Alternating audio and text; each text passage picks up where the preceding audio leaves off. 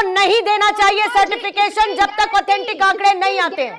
जो है election commission लेगा, सुप्रीम कोर्ट लेगा। Exactly that's what I am saying, exactly that's what I am saying कि जब तक कोई क्लैरिटी नहीं मिलती है तब तक इन्हें कंधा देना बंद करिए। 20 लाख वोटर्स के मताधिकारों का आप लोगों को कैसे घुसपैठियों से समस्या नहीं है?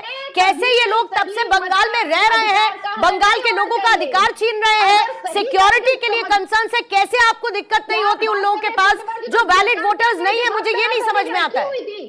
हाँ, ये 27 लाख में वैलिड वोटर्स है, ये कौन साबित करेगा? ये आप भी नहीं कर सकती अभी और मैं भी नहीं कर सकती, यही मैं कह रही हूं आपसे। तो उस एक नाम पर राजनीति करना बंद करिए। क्यों गया?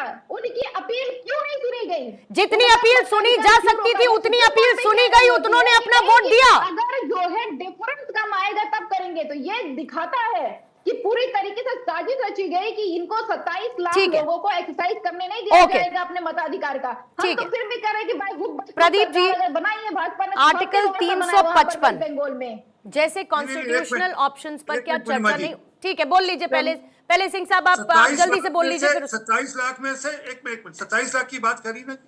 हाँ, सुप्रीम कोर्ट कौन गया था? ममता बनर्जी गई थी।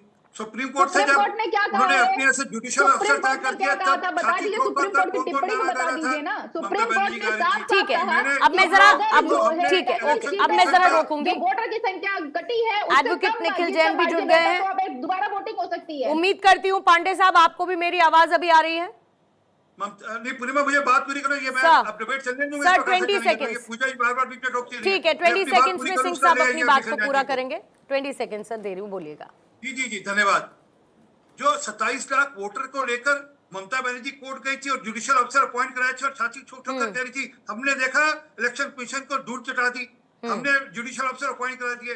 वो पूरे प्रोसेस को डिले किसने कराया? और 27 लाख में कुछ केसेस में आपको बता देता हूँ। 7 केस ऐसे हैं जिनके 100 बच्चे हैं, एक व्यक्ति के 100 बच्चे हैं, 4 शादियां कर ले तब भी 100 बच्चे नहीं हो सकते। फिर कोई केसेस ऐसे हैं जिनके 379 बच्चे हैं, 310 बच्चे हैं। अरे इतनी ज्यादा डिस्क्रिपेंसीज है। इन केसेस को बाहर करती ना इलेक्शन कमीशन। इसका मतलब अगर आपको कमीशन ने नहीं करना था, वो सुप्रीम कोर्ट ने करना था और आपका सुप्रीम कोर्ट पर विश्वास ही नहीं है। आपको किसी भी संवैधानिक प्रक्रिया में विश्वास ही नहीं है, तो उसके वोट का हनन नहीं होना चाहिए। ठीक है, आगे बढ़ती हूँ मैं जरा इससे। ठीक है पूजा जी, आगे बढ़ना है मुझे। लेट मी सारी चीजें आप लोगों को पता है, सारी की सारी लॉजिकल डिस्क्रिपेंसीज क्या है सब आप लोगों को पता है, बस उस पर बात करने के लिए बात हो रही है। सबको पता है कि क्या हो रहा है।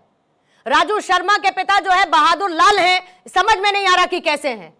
बच्चे हैं 6, बच्चे हैं 10 और वो वोटर लिस्ट में शामिल है, समझ में नहीं आ रहा है कि कैसे हो रहा है। एसआईआर करें तो दिक्कत, ना करें तो दिक्कत, वोटर्स जो हटने हैं वो हो जाए तो दिक्कत, ना हटे तो दिक्कत। समझ में नहीं आता कि चुनाव आयोग फिर कैसे काम करेगा। प्रदीप शर्मा जी, मैं आपके पास जल्दी से आती हूँ वरना मैं इसी में घूमती रह जाऊंगी।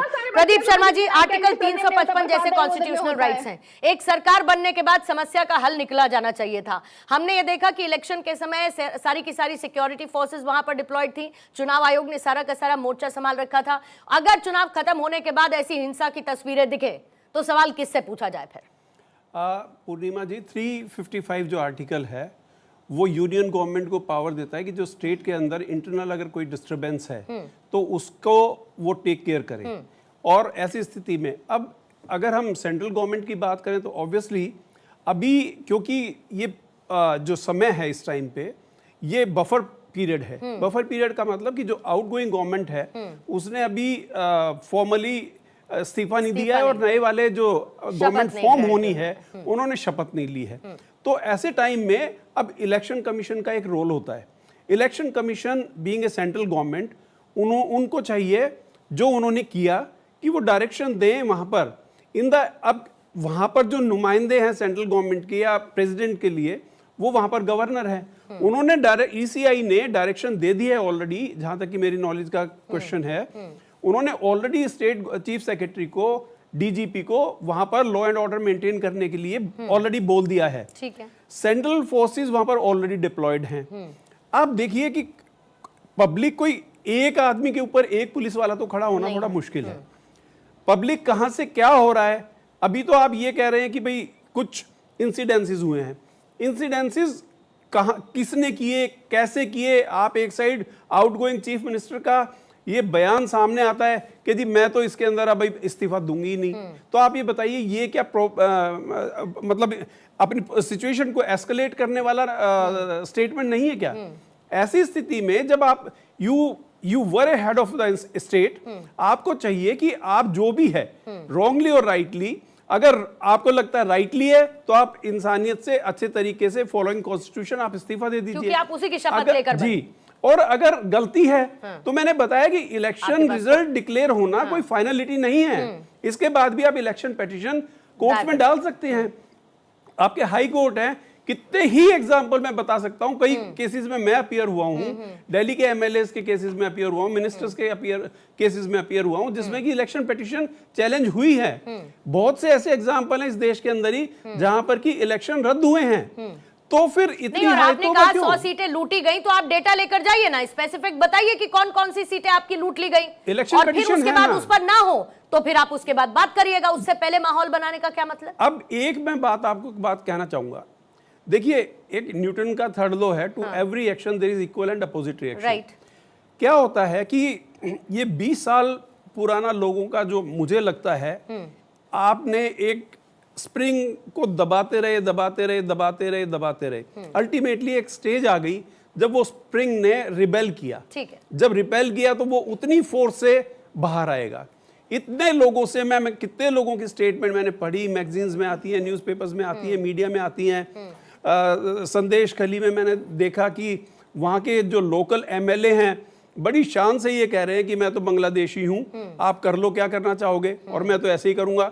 मेरे को ये यहाँ तक कि भी मतलब जो मीडिया से या न्यूज़ प्रिंट मीडिया से या इलेक्ट्रॉनिक मीडिया मैगजीन्स वगैरह जो भी हैं, जो इन्फॉर्मेशन मुझे मिली है वो वहाँ पर जाकर ये था कि मतलब abduction and rape was very common for him, कि जो उनको आ जाए, किसी की नई शादी हो जाए तो बहू अपने घर में ना जाकर उनकी इंटेंशन रहती थी कि वो उनके साथ रहे।